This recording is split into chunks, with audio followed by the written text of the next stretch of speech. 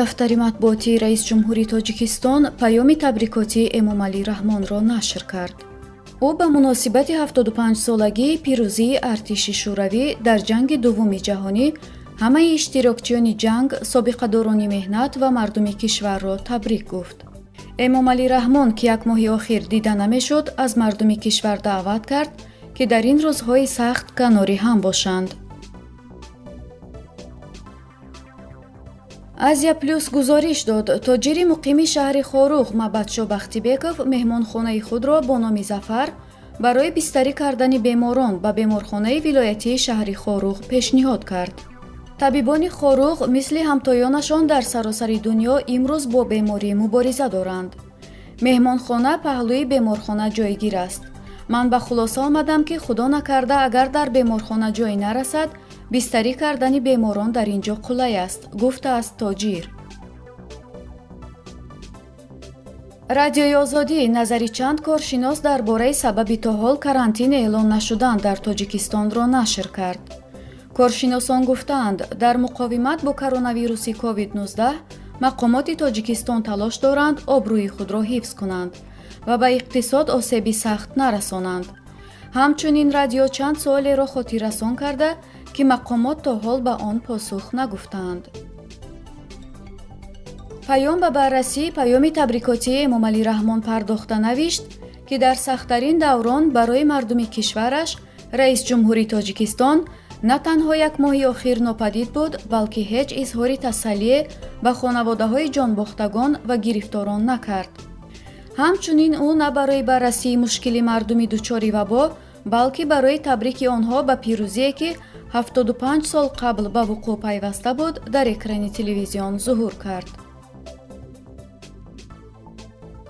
ахбор аз марги Ғаффор Идиев, маъруф ба Ғаффор Банкир, роҳбари собиқи Орион Бонк, Саъба Гулбуриева, модари Овозхон Саъдӣ Буризод ва Хайруллоҳи Иброҳим, саркоргардони собиқи радиои Тоҷикистон хабар дод. Ғаффор Идиев то соли 2001 роҳбарии Орион Бонкро ба уҳда дошт. баъди ба раёсати бонк омадани Ҳасан Асадуллозода, додар арӯси президент Эмомалӣ Раҳмон, Ғаффор Идиевро бо ҷурми тахаллуфоти молиявӣ як муддат маҳкум ба зиндон карда буданд. Азия плюс иттилоъ дод, президенти Ӯзбекистон Шавкат Мирзиёев рӯзи 7 май ба ҳукумат дастур дод, ки ба сифати кӯмаки башардӯстона ба Тоҷикистон 144 контейнери мобилии тиббӣ фиристода шавад. контейнерҳо барои ҷойгиркунӣ ва муолиҷаи беморони коронавирус субҳи имрӯз бо қатора ба Душанбе оварда шуданд. ховар навишт, ки нимаи дуюми имрӯз дар замини бинои навсохти коллеҷи тиббии ҷумҳуриявӣ беморхонаи муваққатӣ барои табобати беморони гирифтори коронавирус бо 500 ҷой барои беморон ва 150 ҷой барои табибон мавриди истифода қарор дода шуд.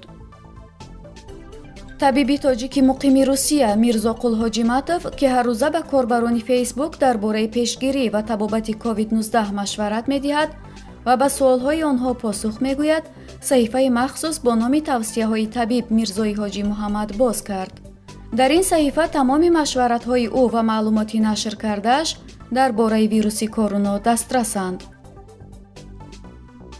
Спутник хабар дод, Толиб Каримов, шоири халқии Тоҷикистон, ки бо тахаллуси озарахш шеър менависад, баъд аз 22 рӯзи табобат пас аз зуҳри 7 май аз бемористон рухсат шудааст. шоир дар паём ба дӯстону ҳамкорон ва ҳаводоронаш зикр намудааст, ки худу наздиконашонро эҳтиёт кунанд. шаҳрдории Душанбе эълон кард, муҳлати қатъи фаъолияти бозорҳои фурӯши либоси пойтахт то 31 май тамдид шуд. бино ба иттилои дафтари матбуоти шаҳрдорӣ, ин қарор бо мақсади ҳифзи тандурустии сокинони пойтахт аз бемории сироятии коронавирус COVID-19 қабул шудааст. Азия плюс аз номаи Эмомалӣ Раҳмон ба хазинаи байналмилалии асъор маълумот бо дархости кӯмаки молиявӣ хабар дод. раис ҷумҳури Тоҷикистон дар мактубаш аз 50% кам шудани ҳаҷми интиқоли пули муҳоҷирон хабар дода гуфтааст, ки маҳдуд шудани сафарҳо ва нархи пасти нафт таъсир мерасонанд.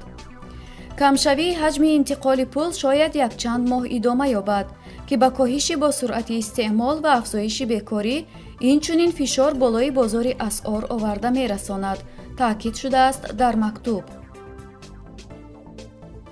جمال‌الدین عبدالله‌زاده وزیر نوی تندرستی و حفظ اجتماعی اهالی که چند روز پیش به این مقام تعیین شد، در یک مصاحبه‌اش با رادیوی آزادی گفته است که وضع مقابله با کووید 19 را تحلیل می‌کند و بعداً نتیجه ها را خواهد گفت.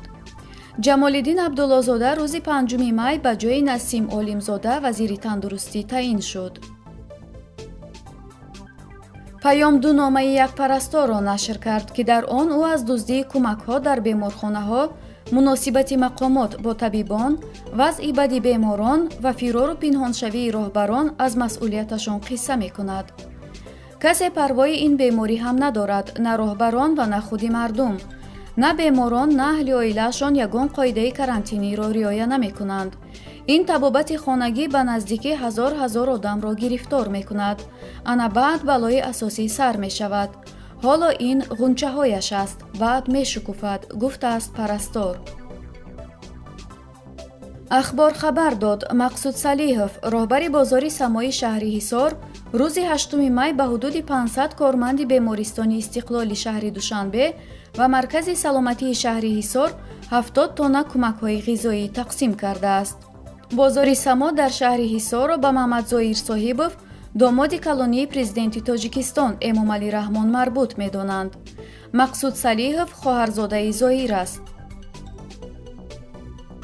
وزارت تندرستی اعلام کرد تا شام 8 می همگی در مؤسسه‌های طبابتی کشور 4286 نفر زیر نظارت طبیبان قرار داشته تا امروز 522 نفر به ویروس کرونا گرفتار شدند. به ادعای وزارت شمار جانباختگان همگی 4 نفر را تشکیل می‌دهد. سپوتنیک از ورود 8 ویروس شناس و اپیدمیولوژهای ازبکستان که در مبارزه با کرونا ویروس تجربه دارند، برای کمک به همکسبان تاجیکشان به دوشنبه خبر داد. گفته می شود میان آنها ریانیماسیونیست، انستزیولوژها، پولمونولوژها، اپیدمیولوژها، متخصصان بیماری‌های سرایتی و ویروس شناسان حضور دارند. ازیا پلوس با استناد به مقامات نظامی کشور اطلاع داد که همه گونه چاره‌بینی‌ها به مناسبت 75 سالگی پیروزی ارتش شوروی در جنگ دوم جهان لغو شده است. منظور محکم و مدیر گروه فیسبوکی خوجند را دوست می‌دارم رویخط فوتیدگان در این شهر از ویروس کرونا را نشر کرده است که از 26 نفر عبارتند. محکم و گفته است این تنها رویخط است که خودش در شبکه‌های اجتماعی از مرگشان خبر یافته است یا به او فرستادند.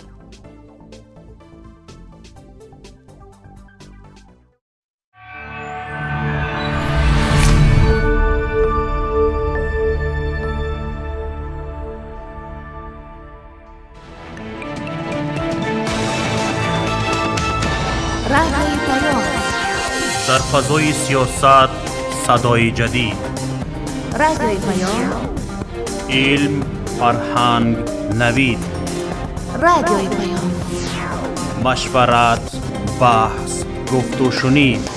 در تمام دنیا روی رسانه اینترنتی رادیو پیام نقطه نت.